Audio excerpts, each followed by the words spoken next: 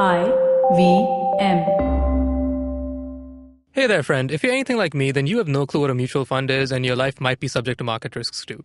So that's why you should probably listen to Paisa Vaisa by Anupam Gupta, who'll answer all your questions about mutual funds, financial planning, banking, all that money stuff. You know. Check out new episodes every week on the IVM podcast app and anywhere else you listen to podcasts.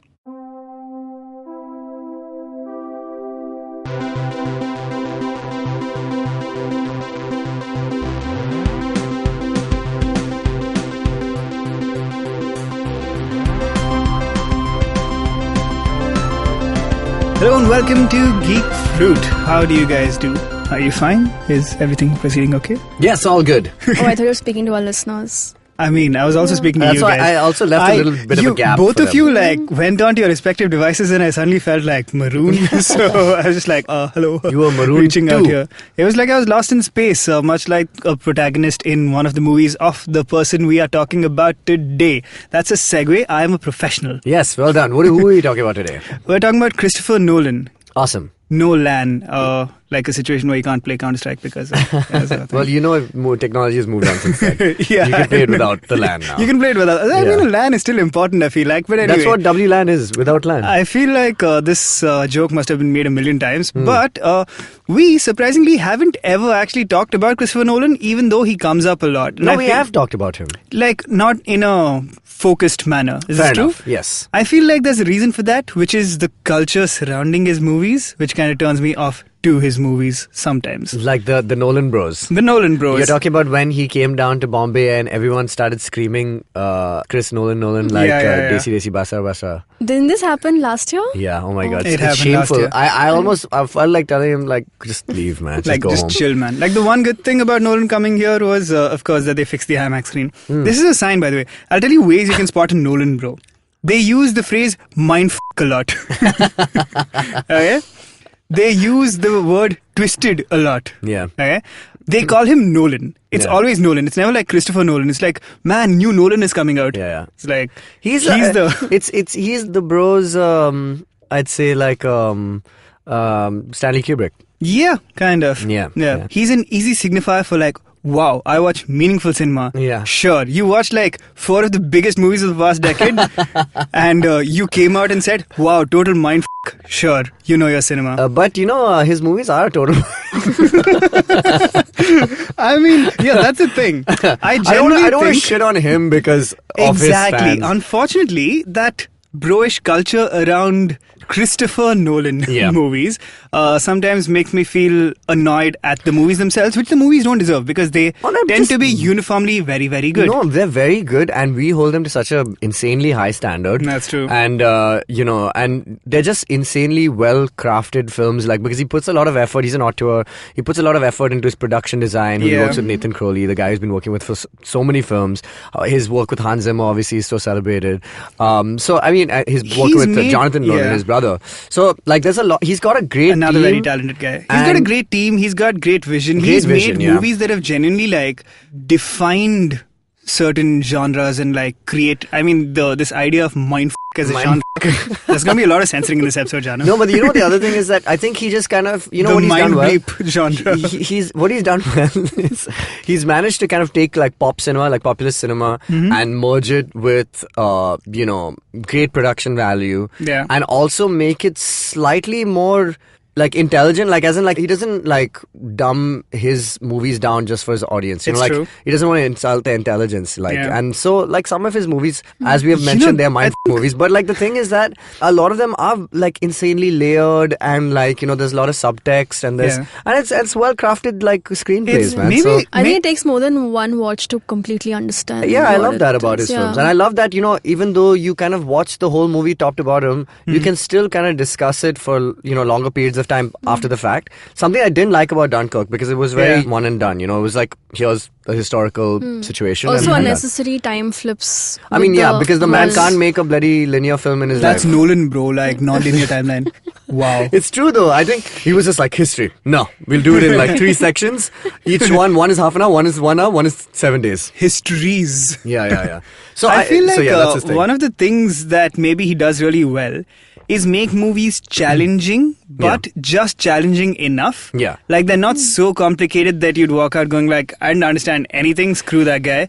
But if you like give it some attention, maybe watch it a couple of times, you walk out feeling like you understood something, and that makes you really proud and feel like way smarter than everyone else. But do you think, and because I use Dunkirk as his example, do you think he now kind of he's working off his own reputation to kind of be like one of these guys who goes like, boom, here you go, just blew your mind. Like he's just like, here's a movie, mic drop, and then he's just like, it's like check it out. Exactly, yeah. It's like a Steve Jobs and one more thing. Yeah, situation. Exactly. I like, he doesn't, some movies really didn't need, and that's why I feel like Dunkirk, he didn't really need to kind of give you like an insane like kind of thought experiment in it. Like he was just trying to tell a story. He could have done it linearly also.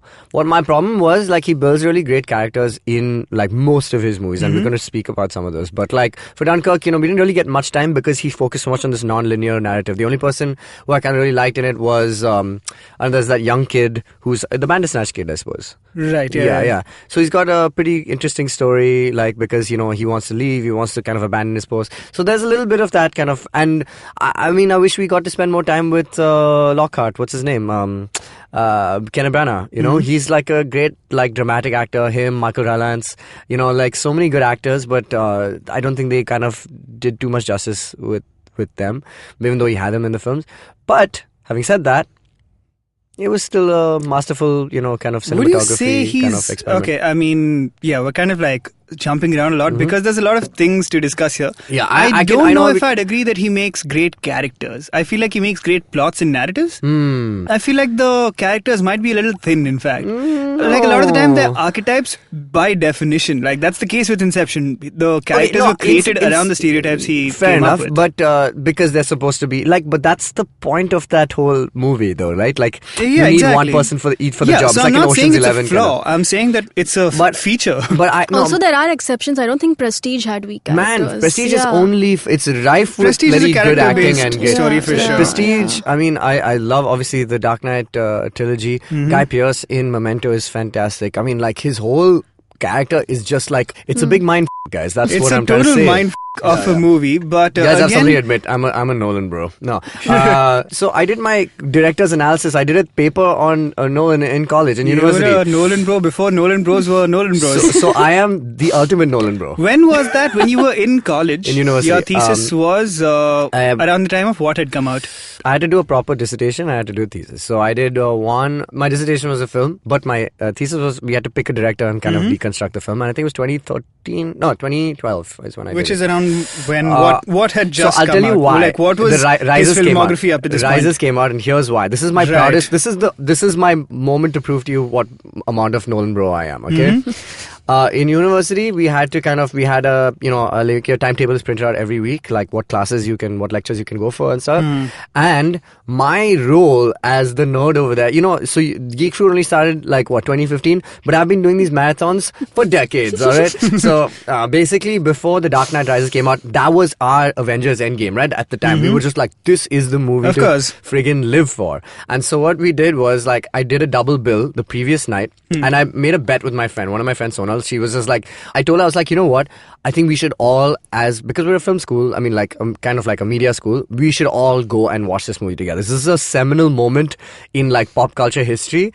We have to address it. We have to go for it. We can't go for it in Pune, which is where I was studying. We have to go to Wadala IMAX.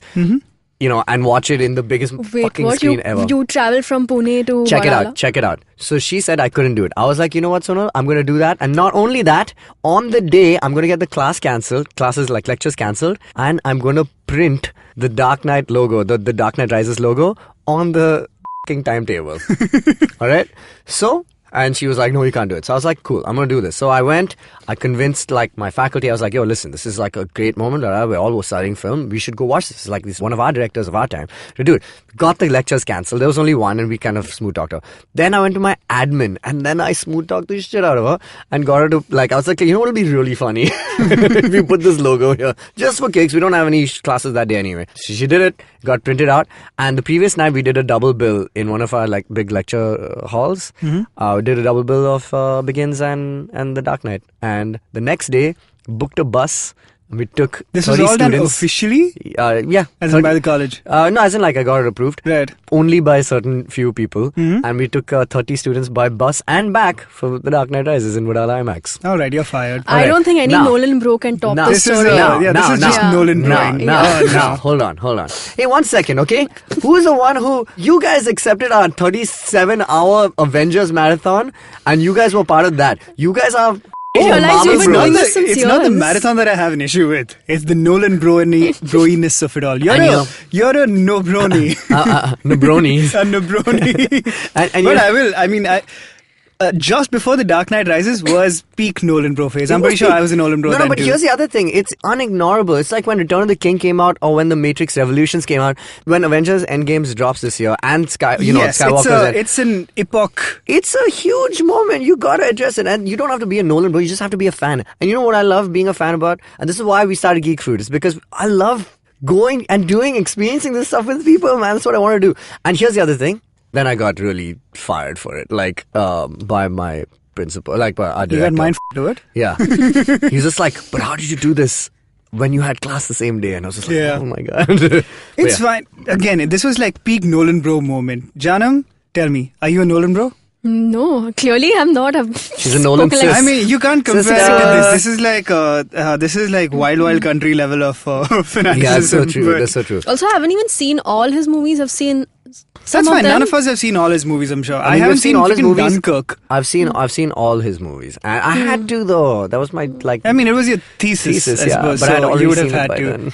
And I have I seen saw all his movies. I saw short films also. I started turning off like a little while ago. Like Dunkirk, I just never could muster up the energy to go like, all right, I'm going to watch this like mind of a war movie. But it was not a mind of a war movie. That's I the know, point. but it just felt like too much.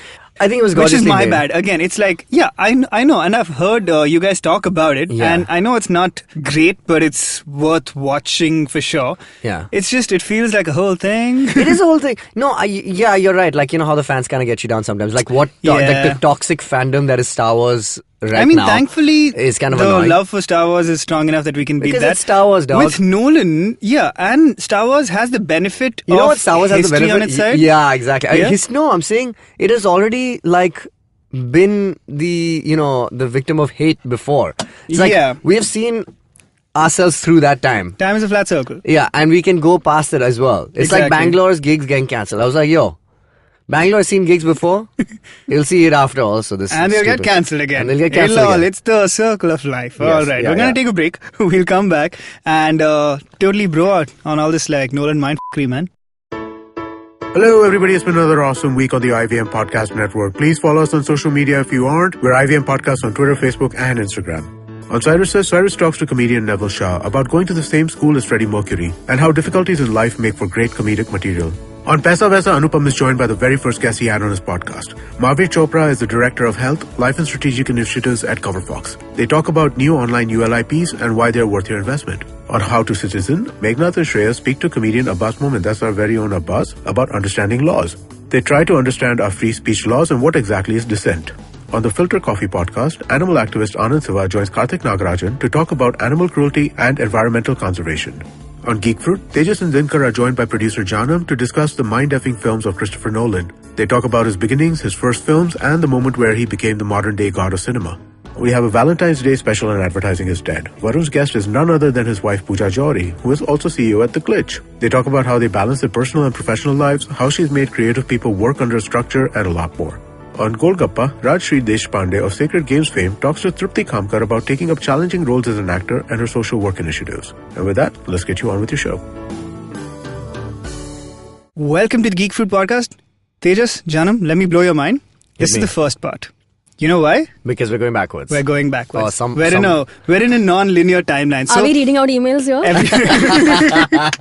Yeah, we No, should. seriously, do we have emails? Do we have? I have a couple of notes. First of all, I have my Dinks army mobilizing of late. Yes, on Twitter. who are all rising up against a certain Sudeep, Okay. who I'm still not convinced exists. Oh, yeah, I want to listen to this. So it's really funny. The Dinkar Hate Chronicles has extended once more when Geek Fruit was having a meeting recently at his studio close by. Don't worry, IVM, we're not recording anything else. But it was Jishnu and I and Dinkar. And we met one of our common friends, Karun Kanampally. He's like a drummer. He plays for the Cognac Net, who's dropped an excellent science fiction music video, by the way. Everyone check it out. So he was there, and he was going to go play Nintendo at Sudeep's house because he's Jishnu, they're all friends and stuff. And so Dinkar recorded a video on Karun's phone to send to Sudeep. Oh my god. And it was just like, yo, I exist, I have friends, and Jishnu is my best friend. That's and it? Yeah. Well, I mean, I it was basically said, like, look at me, I'm hanging out with Karan, I'm hanging out with Jishnu, and I'm basically going to take Sudeep's place in his life. There He's will be, absorbing I mean, Sudeep. even if Sudeep exists right now, soon people will be like, who's Sudeep? We're friends with Dinkar. Yeah, but... Have you met Sudeep or seen Sudeep? We're turning this into a thing. We're going to make a moment. It's going to be a Mexican standoff. It'll be like when matter and antimatter meet. It's not going to end well. Yeah, half the universe will, like... Yeah, I mean, to be fair, he's a good sport. I'm a good sport, he thinks. Like, he wrote his email when he responded. He was like, hey, thanks, Dinkar, for taking it so well. I did not take it well, Sudeep. I've been crying myself to sleep every night. It hurts. You've broken Dinkar. I mean, I was broken long ago, but then Sudeep pointed it out. Yeah, so that's amazing. I love that. I love these stories. However... There is more hate to give Dinkar, though. Oh no! Because you know what, I addressed this in our last week's episode when I said that we made so many errors in the episode with Abhimanyu, and most of them came from Dinkar. I want to say. They did not. This was the action films one. Yeah, I kind of addressed it in the last episode, saying I made a mistake with the Raid Redemption and the Raid basically. Which I corrected. No, you didn't. Didn't I? No, I mean, I said it was directed by Gareth Edwards, and you said no, but I said this is why it was directed by Gareth Evans. Which was close enough. However, Dinkar I said no, that's correction. Dinkar then went out on a limb to say that Nicolas Cage won an Oscar for Raising Arizona, which he totally did not. Yes, I said, didn't he win an Oscar? And we said, yeah. I said, like, for Raising Arizona? Maybe because... No, you didn't say it like that, for Raising Arizona. Well, very confidently. It wasn't even the topic of discussion. I just brought it up. I remember listening to this. Now, here's the yes. funniest thing. We addressed it on the last episode. It was but it hadn't released yet. Now it's released this week. Right. But... somebody called us out on it. It's a long email. I mean, Nicolas Cage in a Coen Brothers movie, you'd think he won his Oscar for that. Okay. Salman Kareem's email. Here we go. Salman, by the way, thank you so much. I pointed out that he won an Oscar in the first place. Thank you so much for writing to us. Maybe Sudeep is right. Episode 202, Action Special. A wonderful episode. There's so much to talk about, and I guess you guys just skimmed the surface. More sub-episodes, please, with specific sub-genres. Like, I would like to say, we did just skim the surface. I definitely want to get into martial arts movies. And he says, like martial arts. You're perfect. Automobile-themed. Just pure, raw, hand-on-hand combat. Sci-fi. Female-oriented. Well, all of these could just be... both gendered oriented. Both gendered, yeah. Some bulletins as well. Point number 1. Did I miss it, or did you guys leave out the Matrix? No, we didn't. We intentionally left it out because we said we want to do pure... That's why it's called straight up action, not anything else. He talks about bullet time and slow motion. Only punching, yeah. Number 2. Bollywood does not have good action movies, though I'm eagerly waiting for an upcoming YRF movie. In quotes, Hrithik versus Tiger. Is that a Dhoom 4 or 5? No, it can't be. No, I think he's making the joke of like Hrithik Roshan and Tiger Shroff beating up each other. Yeah. It's the Hobbs and Shaw. Yeah. Look alike or something? They don't look alike. Just because they have like 8 packs of abs each. Yeah. They look the same. Yeah, there's about 16 packs of abs going around over there. I feel like, I mean, this sounds really mean, but Tiger Shroff is like a dude trying to look like Hrithik Roshan. I mean, no, he's like Hrithik. I was going to say something way meaner. Hrithik Roshan is... I'll say but it. you see the similarity that means. As in, because they're both buff bros. I feel like Hrithik Roshan genuinely looks You know what? good. I think Tiger Shroff has a moment coming up. What? Because I think, he's just kind of setting himself up. He's doing all these movies like, what's that movie he was doing? That Hero? No, I don't know.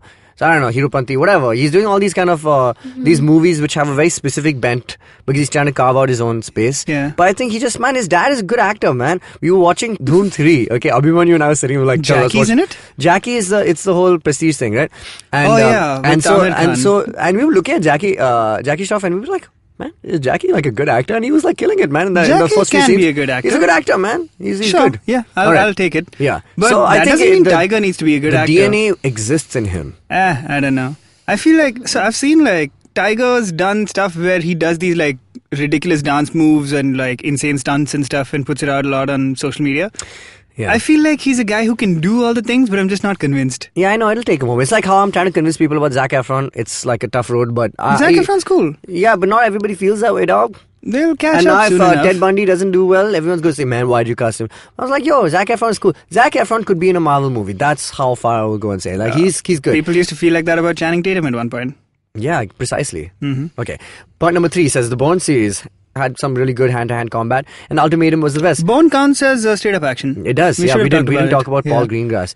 Number 4, Mad Max, which is actually really it makes sense. Yeah. Straight-up action, yeah. Yeah, Fury Road undoubtedly needs a mention. Minimal special effects, no camera I feel tricks, like we just should real do people. a back to the franchise on Mad Max, actually. And maybe the Bournes. Yes, yeah. And the good idea. Bournes. How The have we Bournes. not talked about the Bournes on a back to the franchise? It's true. We should. All we should right, both definitely of do. them will be addressed. Number 5, none of the superheroes are impressive as it's mostly CGI. Well, yeah, obviously Iron Man can't really fly, but like I'm talking about the hand-to-hand stuff is pretty good. Like Black Panther versus the Winter Soldier is a great scene in True. Civil War. I love The that chase scene. Yeah, that's really good. There It is a depends. small- I feel like No, if you the one- conflate superhero movies with Marvel movies, then yes, action is lacking. But some superhero movies have good action, I'm sure. Yeah, definitely. Yeah. Number 6, there's a small gem of a movie called Haywire by Steven Soderbergh. The heroine Gina Carano totally This crushed is in a anime, good literally. catch, Salman. Haywire. Again, a Channing Tatum special with Yes. with Steven Soderbergh and Gina Carano. And lastly, Stunning action. It's and all lastly, punching. I hate to say it, Dinkar, you again made a mistake. Nicolas Cage got an Oscar for leaving Las Vegas, not raising Arizona. Please do continue. I with feel more like this is the sub most- episodes of the show. Ciao. Thank you, Salman, once again for writing to us. Chris Nolan, though, how about him? It's like, that's not even a consequential mistake. The thing I said about Robot and whatever movie I was comparing it to, will Avengers, never I die. think, was a consequential Man, you mistake. gotta- Because you we gotta- based an inference on it. Yeah.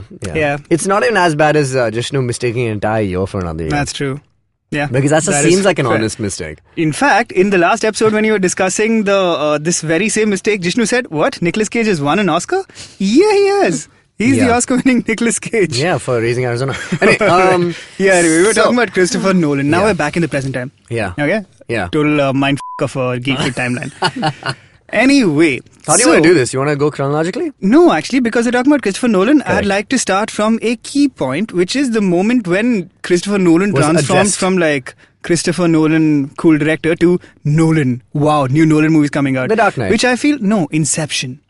I feel like Inception is where I think it's it between... became like a Nolan can do anything. You know why? Thing. Because he's one of the few directors who had 2 movies back to back which were like exceeded expectations, like both Yes, times. but Inception in particular, right? So The Dark Knight was following up on a good Batman movie with Yeah. a great Batman movie, and people were like, I can't wait to see what he does next, which is when he said, That I'm not going to expectation. make another Batman Yeah, movie, yeah. I'm going to make a My movie, completely... the movie that I want to make. Imagine he Exactly. gets Batman, and then he was just like, no, it's time for one for me now. Yeah, it's like a one for them, one for us thing, and his one for them was an incredible Batman movie. And then he went off and made an original story, mind, which was, even at that time, a rarity. Yeah. You weren't looking at a lot of like Summer completely Temples, original... which weren't like a sequel. Yeah, which like, weren't based on existing properties Yeah, like yeah. books or comics or whatever. Yeah. And he says, I'm going to make a completely original story based on basically a pretty funky high concept idea Very high concept, yes. of being able to jump into dreams, and then turns it into one of the biggest blockbusters ever. Yeah.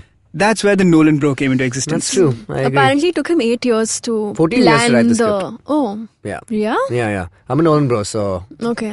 Of I mean, course. I feel like it's not that hard. You write the story, then you like just wait around. you unstaple it and throw the pages in the air. Yeah. Then when they land, you're like, I have my script. But I like Christopher Nolan movies. I really like Inception. I know why I'm being so mean. It's okay, This man. is for you Nolan bros out there. yeah, you're just responding to the hate you've been But getting. yes, I've been turned. Anyway, so that's why I'd like to start with Inception. Okay, let's talk about what it. Can did we y'all- jump to the ending and someone explain me the ending of Inception? Okay, cool. I What have was like a your very firm interpretation thought on it. It's a simple one.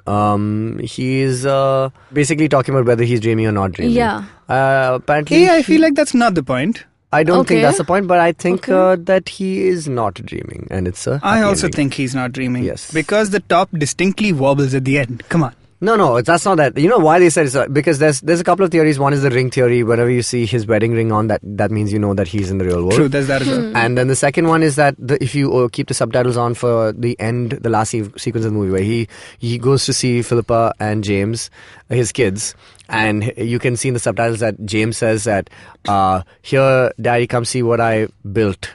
Which is like talking about like how he's made a house. Yeah. So we don't know whether that's like a sandcastle kind of house, like he's just made something, or he's just like physically constructed like his father and his mother did in the limbo world. Mm-hmm. Yeah.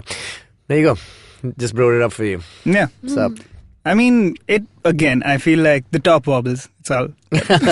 But again, that isn't really the point of the So what thing, is the is point? That, I mean, it's a puzzle that you're supposed to just what is the look meaning at. of Inception? I would What, as like gander Adam? over. Oh my god, What he's are going full Nolan bro on Okay. Janam. No, I'll tell you why. Because for my director's analysis, I had to identify the common themes. How did of- Inception f*** your mind? No, I just had to identify themes, man, and a lot of it is about like broken, like men who are recovering Of course, from their I past. feel like That's that's the theme of a lot of Nolan movies, isn't it? Yeah, exactly. okay. I mean, but okay, let's talk whether about it's Inception Bruce Wayne specifically. or Dom or Cobb. Why is his name is Dom Cobb?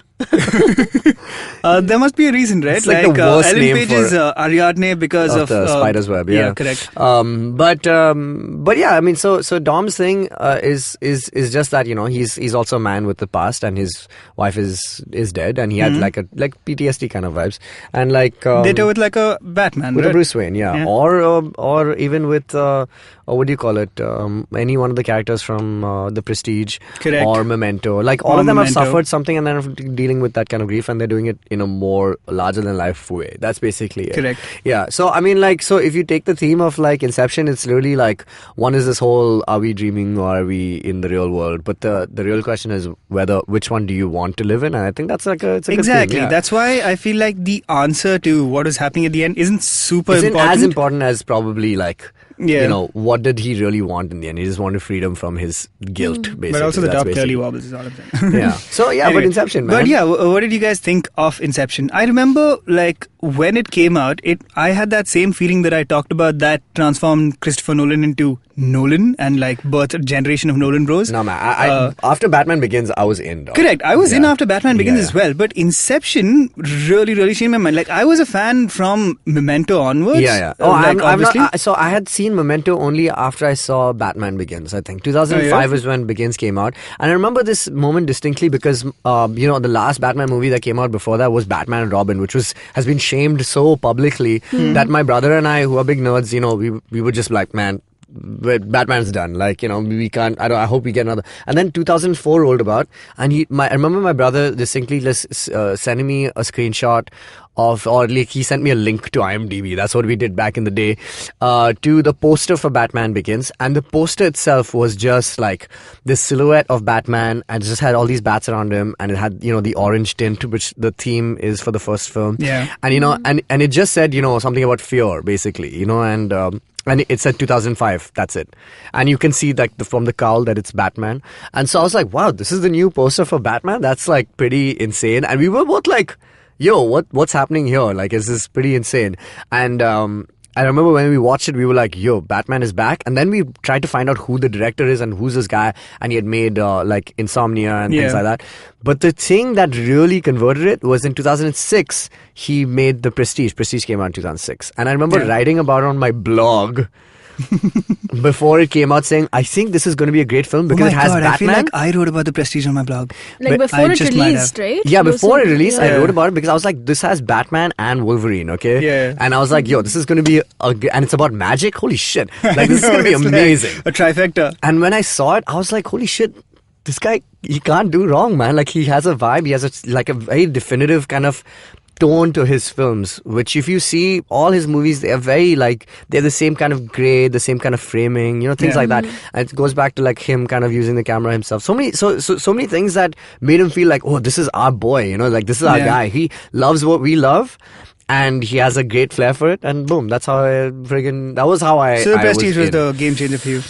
It Yeah, was, man. I Definitely. feel like it might have been for me as well. But to get back to his to come back to his themes in particular, I feel like he's got this thing where, like a Charlie Kaufman, for example, has a similar bent for using narrative devices a Correct. lot. Yes. But he would like he But uses his stuff is- like puppets and whatnot because I feel like his thing is deconstructing people and characters. I feel like his thing is deconstructing life through cinema, like as in like Exactly, but it's about life, right? Like it's Yeah. about the people. So he takes people and pulls them apart. That's why you see like puppets as such a Yeah, theme in his Or- thing, or including even- like his stop motion. But his whole Charlie Kaufman has that whole that he's got this Russian doll syndrome, like Exactly, down, but the like, I don't distinction know. I'm trying to make Yeah. is that Charlie Kaufman deconstructs people. And I think he deconstructed And- the medium also, man.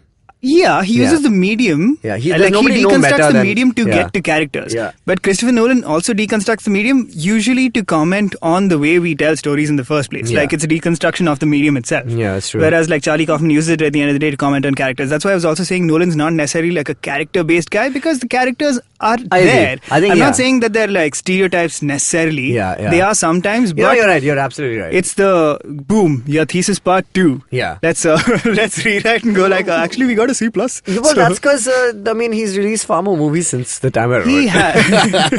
Yeah, that's true. But it's only established those themes further, Yeah, right? yeah. We didn't even really get into Inception, but what do you guys think of the movie when it came out? Man, when I saw it, and I remember I went alone because nobody would come for me. I went for a 9 a.m. show, the first screening of the movie in the city, and I went and I sat by myself, I watched it, and I remember the movie ended, everyone kind of like applauded, and I was just like, God damn it, you've done it again. We freaking did it, dude. Like, Janam, Yeah. tell us.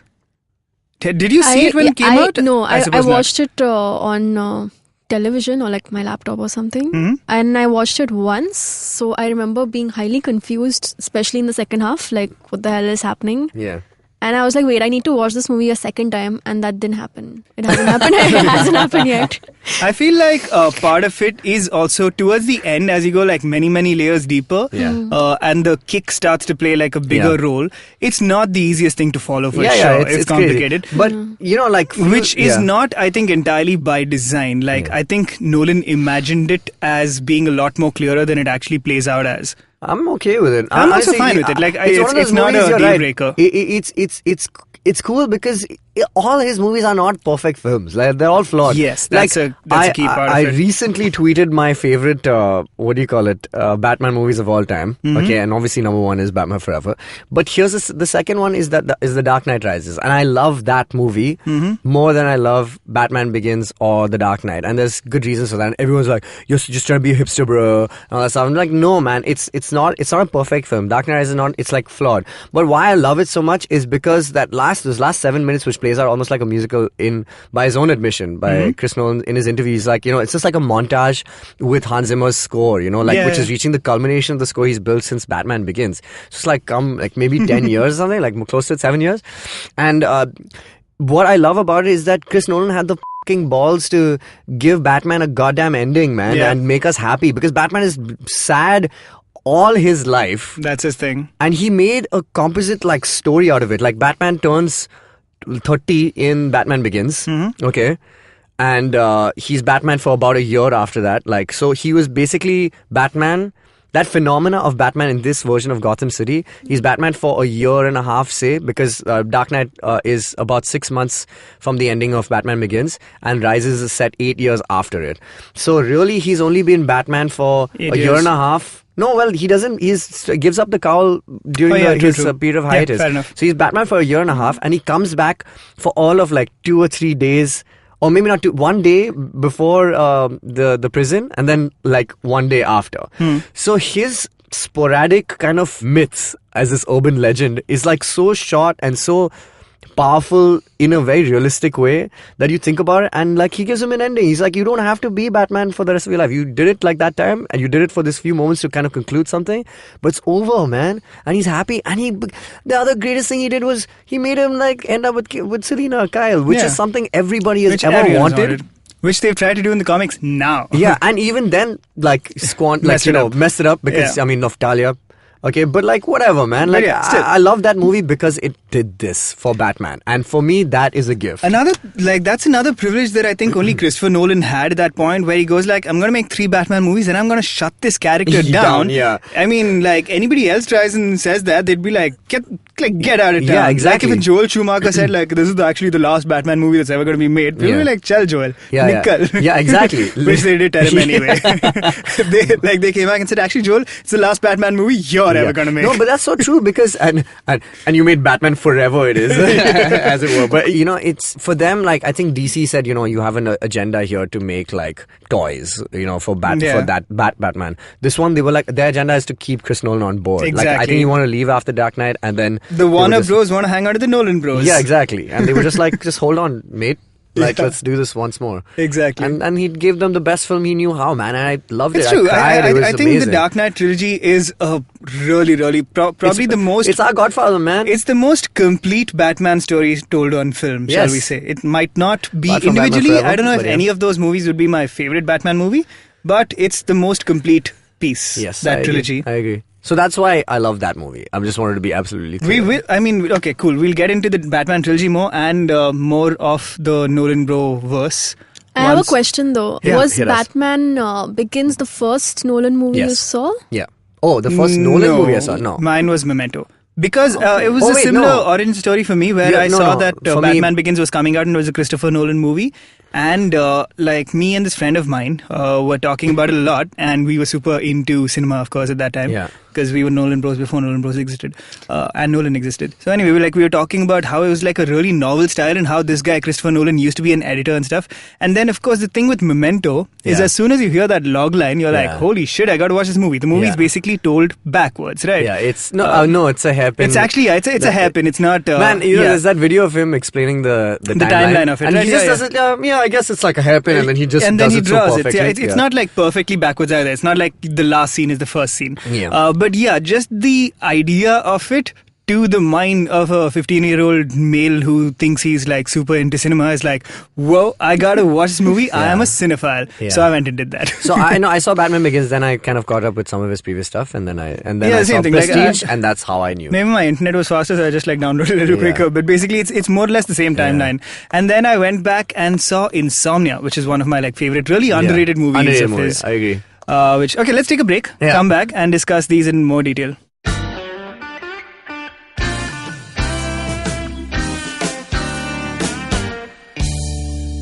Filter coffee is a fascinating beverage.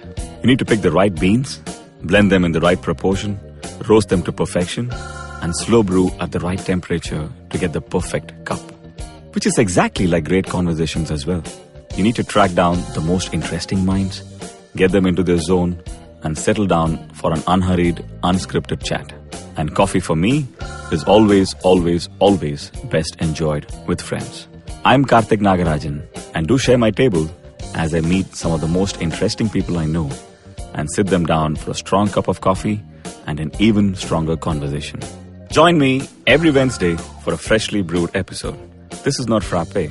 This is the Filter Coffee Podcast.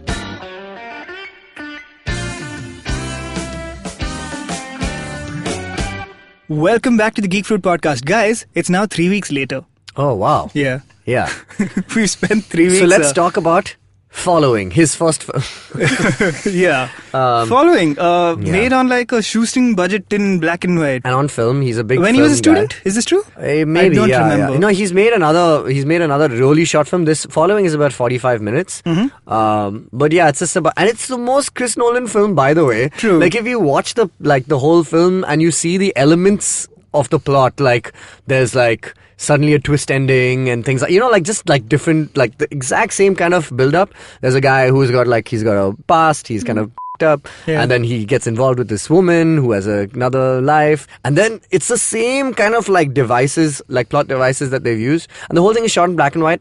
And because they had like a limited amount of film, was it shot in black and white because they didn't have budget for I don't color know, or something like that? Maybe it's shot in like 16mm or something. I think yeah, and so they only had a limited amount of like film reel, so they would rehearse the scenes a lot and then finally they got most of the takes in like 1 or max 2 takes, and they were quite long, and he kind of operated the camera as well, so yeah, it's quite cool actually. Well, yeah, when it's a 16mm camera, he'll operate it himself, but then he'll hire like a giant IMAX camera and hire a crew for it. Yeah, of course. Show some balls, Nolan. Pick up that IMAX camera yourself. That's what you need to do. That's now. what you need to do. Yeah.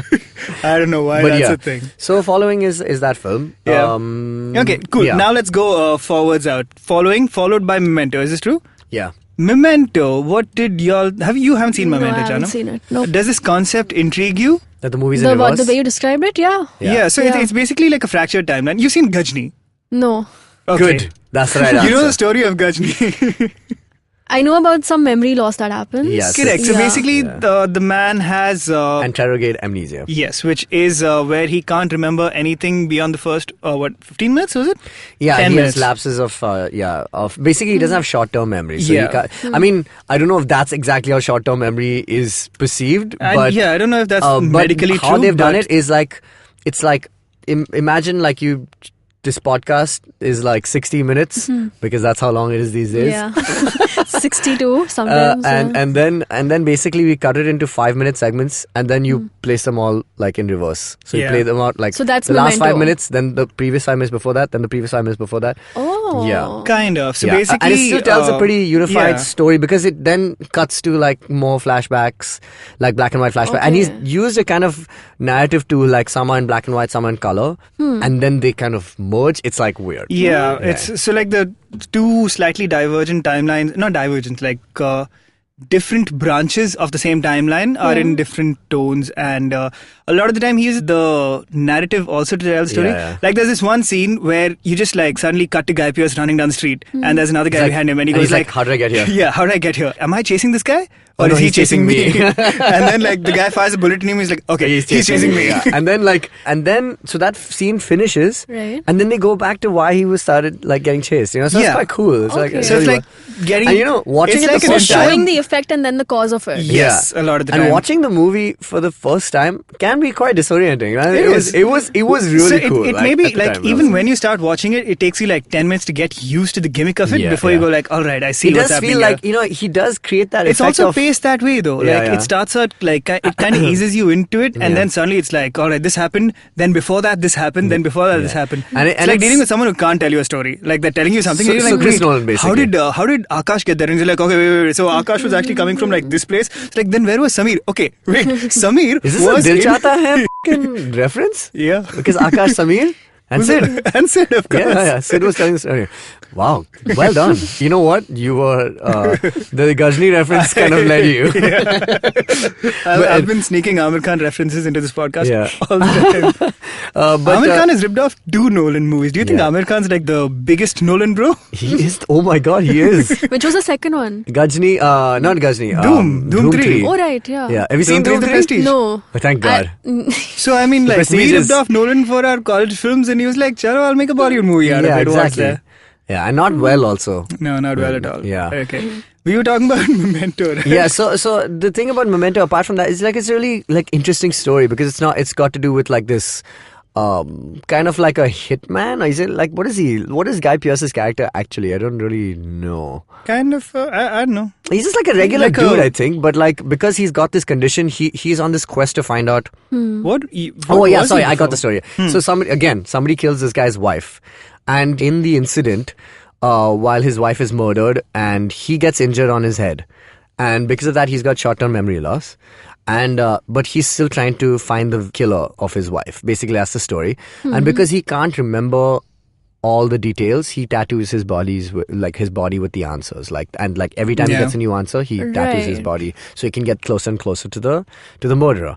That's the basic premise of the film. But how does he know he has to tattoo this every time? Like because before he forgets, he gets it tattooed. So Yeah. that's the vibe. Oh, you mean how does does he he know know that it? he forgets things? Yeah. No, or like how does because he he- know that he has to get it tattooed? So he has this one tattoo that says "Remember Sandy Jenkins," which is Yeah. from before Oh. he had what do you call it? Interrogate amnesia, where it's a case about this guy whose name is Sandy Jenkins, and he had interrogate amnesia, Yeah. and he remembers the entire case, so he understands his condition. So that's the first kind of thing. And he then can leads him- remember long term. Yeah, all his long-term yeah. stuff from Oh. before the accident, he remembers everything. Okay. So it's basically a quest for him to find out who, and it gets really like wild as it gets to the ending. We're at like 43 minutes and we've just about started skimming the surface. I really want to talk about So make it a two-parter. Insomnia. I feel like it should be a 2-parter. Okay, cool. You wanna- okay. Insomnia Yeah. is, I feel, so that was his follow-up to Memento. Yeah. And I feel like it might be the most underrated movie in his catalog. Not a lot of people have seen it. And a lot of people will still tell you Prestige is a great movie. But I don't even know if... Have you seen Insomnia, Tejas? I have, yeah, of course. I've seen. Yo, I mean, yeah, I suppose you wrote your thesis on it. You haven't seen it, as No, Jana. I haven't. Yeah, it's a bit of a sleeper, but it's a really cool concept. no, and the cast is The cast is stellar. So fucking it's got brilliant. Al Pacino and Robin Williams. Yeah. And Love The that story is shit. basically like Al Pacino plays this detective who's investigating a case, and he flies into this one town in Alaska where the sun doesn't set for like 8 months at a time. Okay. So he lands during this period of like continuous day. Right. And Which is anyway the biggest mind over there. Yeah. But like the whole plot is about like he's chasing a suspect. Is it a suspect or he knows who it is? I mean, like Robin Williams keeps calling him and leading him on. exactly. Also. It's Robin Williams is the villain here. Like a game. Yeah, a cat and mouse situation. Cat and mouse. Yes, cat and mouse. A Tom and Jerry situation. But not as violent. And yeah, but basically it's like it's the typical Nolan mindfuck, of course, but like a real slow burn of it. Like a large part of it is just Al Pacino losing his mind while Robin Williams keeps teasing him, and because Al Pacino can't sleep. Because it's just daylight all the time. So he's frantically like trying to tape Curtains, the edges of the windows and stuff just to keep out any light so he can try and get to sleep. But he can't. And that lack of sleep starts to really get to him. It's a cool... But it's... there are differences in the script way that you would view a Nolan film because he didn't write this film. Like, this is the few films that he didn't write... but only directed. I think, is that true? No, who wrote this? Jonathan? No. Nobody, like, this was him working his way up the ladder to be able to write and direct whatever he wants. Oh, yeah, you're right. It was written by Hilary Seitz. Yeah, and it's a WB film, right? If I'm not mistaken. Yeah. Which is how he kind of ended up getting the gig, Into the Batman WB, gig. yeah. So, man, and it's a gig. Oh, I forgot. The town is called Night Mute, which I remember. The what? The town is called Night Mute, Alaska. And the treatment of the film, though, is what is really interesting because that is very Nolan because it's all him kind of getting his own way, how he treats the shots of the characters. Even the story itself is like... it's something he would do. It's something he would do, but not exactly. Like, in fact, it's a little less mind-fucky on a story level. There's nothing... It's more of a psychological thriller. That's what it is, yeah. That, again, he treats not from the perspective of the characters, but of storytelling as a medium. Yeah. Which, there is, like, you could analyze all of Christopher Nolan's movies as comments on how cinema is made, right? Or how stories are told. Yeah. Which is, like, Memento is basically taking the idea of how, like, there's your typical 3-act structure and a Timeline beginning, middle, and structure. end, and going, like, what if there's a middle and an end, and then the beginning? Man, he really gets off on that shit, though. Like, that's his whole thing. Non-linear is like crack. It's this thing with like a lot of this era of filmmakers, of directors, their idea is to deconstruct the way stories were told so far, right? Because like people like the big Hollywood directors from before, like your Spielbergs and Scorsese's and stuff, which I mean like painting with a very wide brush here, but they kind of nail the idea of telling stories. So obviously the newer generation is building off of taking those apart and trying something else. But I also feel like, Nolan, has been likened to Kubrick for like a really long time because he is a huge Kubrick fan. Correct. And the thing is, like, Stanley Kubrick always did like weirder shit with his cinema. He did weirder shit, but you notice how it was at a story level like The Shining is one of the weirdest movies ever, but it's a completely linear, pretty straightforward story. Yeah, but no, I'm talking about like stuff like 2001. Even 2001, like it's... 2001 is set in it's like 4 stories basically. It's 4 stories, put together, which is like anthological, but like it's also like it's a cool timeline kind of thing. Another thing Stanley Kubrick had that Nolan hasn't shown yet? He had range, man. He also made Doctor Strangelove. He did Strangelove, yeah. Which is like genuinely one of the funniest movies you'll watch. But the other thing is, like, I think... I think Chris Nolan he's actually a pretty decent not comedy writer. Like, he knows how to write great witty dialogue. Jokes, yes. Yeah, and he uses those. He has that perfect blockbuster action set piece with a joke thrown in thing. Yeah, like one of the best ones is Morgan Freeman kind of telling him, he's like, you want to go track down the man. So basically somebody finds out who Batman is, in Dark Knight Rises. And he goes to Morgan Freeman and he's like, yo, I figured it out. This is in the Dark Knight only. Yeah. Yeah. And he says, what do you call it? I know who he is. I figured it out. I want this much money. And he's like, okay, cool. So you want to basically go after the guy who controls everything in the city, has $1 billion, like he's a billionaire, and then at night goes out and beats up people for a living. And you want to like your idea. Like, your plan is to sue this man? And the guy just like picks up the papers and like, oh yeah, okay, like, cool. I'm good. Brilliant piece of comedy. Like, it's not even necessary that would have. But I think on a story level also why that works is because in the event that in reality it's possible somebody would have found out who Batman is. But here's why they wouldn't persecute or is that again? I think this is in The Dark Knight. There's like one moment during the big chase sequence with the Joker, where it's near the tunnel, I think, and this like little kid is making like finger guns and going like pew pew pew pew, and he pew pews one car, and the car actually blows up because Batman is coming from behind it, which is again just like a great little button on a big action set piece. So he understands humor, but I don't know, he hasn't shown range yet in the kind of movies he makes. But he has, like, there is still plenty to unpack in what he does. Like, look at this. So we've talked about, I'm just going to go through his filmography and tell you what we haven't even talked about, which is kind of a shame. Which is, I'm sure, more than what we have talked about. Yes, so we haven't talked about Interstellar, which is like a huge one. The Prestige, of course, is probably his best work. Following, we've covered Memento, we've covered Insomnia, we've covered. The Batman trilogy I'd like to get into in perhaps a little more detail, because we didn't touch Begins and the first Dark Knight. Yeah. And of course, this has to be a two-parter. This has to be a two-parter. But this was part 2. Part 1 will come next. What else is on the list? Oh gosh. That's about it. Dunkirk, of course. In fact, so I haven't watched Dunkirk yet. I will watch Dunkirk before the next one. How about You've not seen Dunkirk? I literally said that like 15 minutes ago. Yeah, but was we're that 15 finding minutes in the future? Yeah, okay, cool. All right, so that was our part 2 of Christopher Nolan versus-ness. We will talk about the Dark Knight trilogy, the Prestige, and Interstellar and Dunkirk the next time. I've actually watched all of these, but for the next episode, I'm going to rewatch. Yeah, you should. Yeah. Oh, so this episode, we talked about all the ones you haven't seen. Yeah, pretty much. I expect all of you to be Nolan bros by the next episode. But I'm actually looking forward to watching the trilogy, because I haven't the trilogy gotten is great. into that yet. We should do a screening together, I've only got Dunkirk guys. to catch up on. Guys, we should do a screening together. Of the Dark Knight trilogy, it's been a while. Yeah. I kind of like consciously didn't watch it. But it has to be a for long marathon, time. because that's how you do. Yeah, of course, it's got to be a marathon. Okay, perhaps I should do that. All right. It's worth thinking about. But I want I'm a recovering Nolan bro. I feel like I like walk in the room like, hi, my name is Dinkar, and I'm a Nolan bro. Hi, Dinkar. Mind Desi basara. No, I will say, I will end the episode, I think, today with this thought. Yeah. That the thought for the episode. The thought for the episode is that Chris Nolan there's some news actually regarding Chris Nolan, and his next movie is coming out in 2021. What's it called? Nothing. Nobody knows anything. 2021, like the Vampire Weekend song, which is very good. Yeah. So how often does he release movies? Whenever he goddamn chooses, he's like the biggest director in the world. I think he just needs, he usually just wants to find like a really good script, or basically he wants to try and approach something with his kind of bent of mind, and like usually it's one of his own films, but if not, if he's doing like a studio film, like Interstellar is probably a dream project for him, man. True. Like he must have that's his 2001 essentially. Yeah. And he's covered time travel like in the most Nolan way possible, which is like as realistically and gritty as possible. But I mean, not really realistic, but but cool. Even close, but like the some of it was pretty cool. Like I mean, I love Interstellar. There's a lot. I love it also, but there's a lot to unpack there. Yeah, there's a lot. I have some thoughts.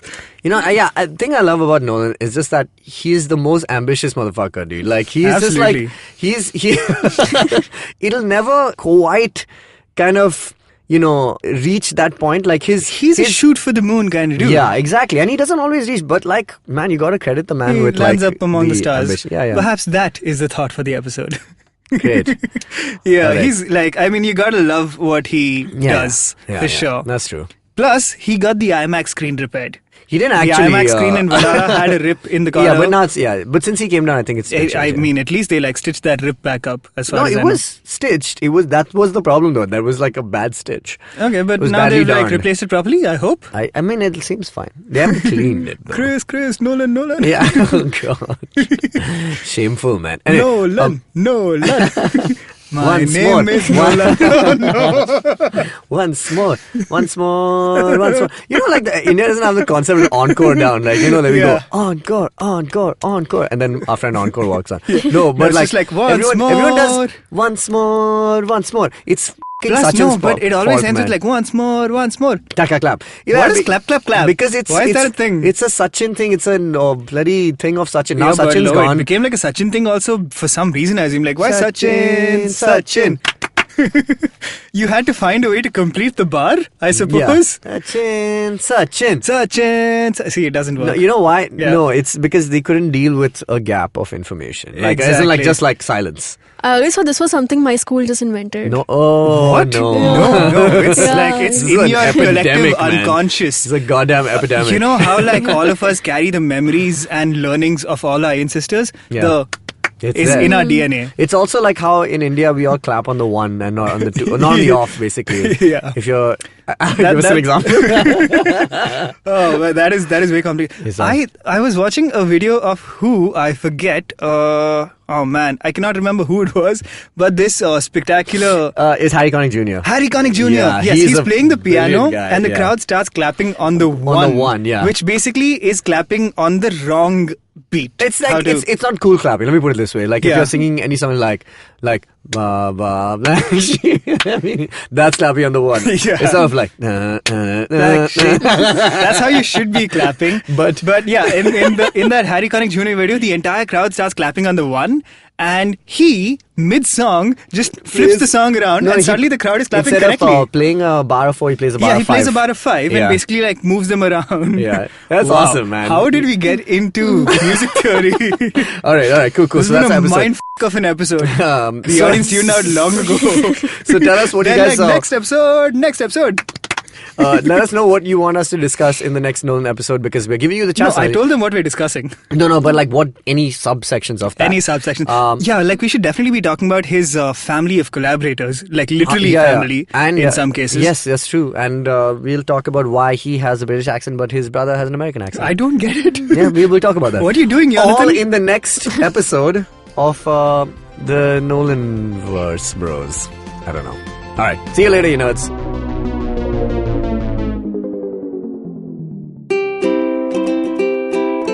How many times have you motivated yourself to improve your sleep, or lose weight, or be more productive? How many times have you failed? Hi, my name is Ashton Doctor. Tune into my show, The Habit Coach Podcast, where we focus on creating small, tiny habits to improve your life instead of those big, impossible tasks. So make listening to me a habit every Monday, Wednesday, and Friday on the IVM Podcast app or ivmpodcast.com or on your favorite podcasting app. How aware do you think you are of your laws and rights? Do you look up to laws when you are caught up in situations? Do you know what your rights are when you're stuck somewhere bad? Well, here's a show that can help you move an inch closer to being aware of what your rights are. Tune into Know Your Qanoon with me, Amber Rana. This is a podcast meant to answer all your law-related queries. Catch Know Your Qanoon every week on the IVM website or the app or anywhere you get your podcast from.